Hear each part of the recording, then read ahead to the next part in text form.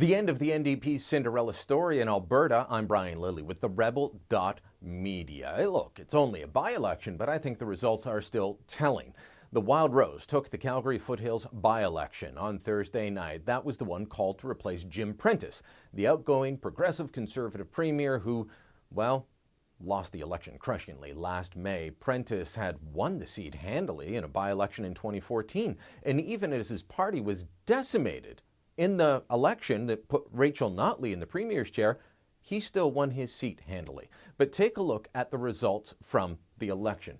Prasad Panda, the Wildrose candidate, took 38% of the vote. The NDP took 25% of the vote, and the progressive conservative candidate 21%. Even in the last election, the general election, the NDP had taken 32% of the vote. So Wildrose was up, the PCs and the NDP down. Is this maybe an expression that among voters that they didn't actually like, or they don't like the direction the NDP is taking the province of Alberta? I would say so.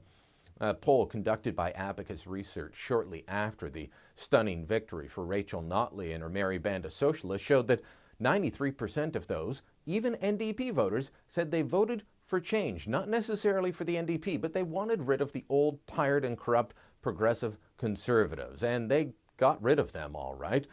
But they turned towards the NDP, and now you've got the People's Republic of Alberta. By the way, we've got T-shirts on that if you want to see them. Yeah, injecting good old-fashioned capitalism into this. So Prasad Panda's win in Calgary-Foothills is notable. It's also notable that, as has been pointed out on The Rebel already, voter participation was up. Almost 40% of eligible voters cast a ballot. That is stunning for a by-election. Normally it's hard to get anybody but the most hardcore politicos out to vote in a by-election, especially one so soon after a general election.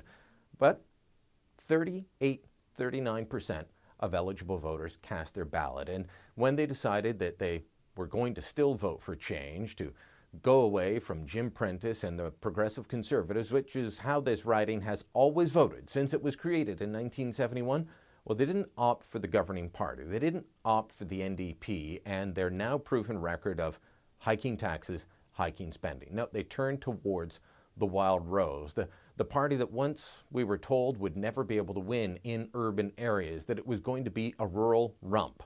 Well, that has been proven false with this by-election, and we'll see how things continue over the next little while. For now, the experiment of the NDP and the People's Republic of Alberta continues. I don't think it's going to be a happy experiment, and I think that, well, 4 years from now, voters will get to have their say again. I think they'll be voting for change. The only question is, what kind of change next time?